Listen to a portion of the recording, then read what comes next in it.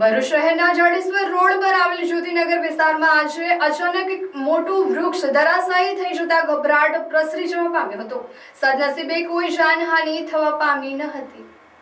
જ્યોતિનગર પાસેના માર્ગ પર સતત વાહનોની અવરજવર રહેતી હોવા છતાં સદનસીબે અકસ્માતમાં કોઈ પણ પ્રકારની જાનહાનિ કે અન્ય મોટું નુકસાન થયું હોવાના અહેવાલ નથી, જેના કારણે સ્થાનિક રહીશો અને પ્રશાસને રાહતનો શ્વાસ લીધો હતો। ઘટનાની જાણ થતાં જ સ્થાનિક તંત્ર અને ફાયર વિભાગની ટીમ તાત્કાલિક ધોરણે ઘટના સ્થળે દોડી આવી હતી।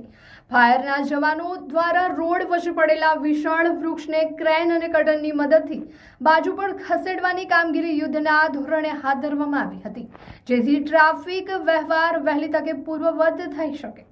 અણધાર્યા બનાવના કારણે થોડા સમય માટે વાહન વ્યવહાર પર થોડી અસર જોવા મળી હતી। જોકે ફાયરની ટીમ સમય સૂચકતા અને સક્રિય કામગીરીના કારણે ટ્રાફિક જામની મોટી સમસ્યા નિવારી શકાઈ હતી અને ટૂંક સમયમાં જ રસ્તો સંપૂર્ણપણે વાહન વ્યવહાર માટે ખુલ્લો કરી દેવામાં આવ્યો હતો।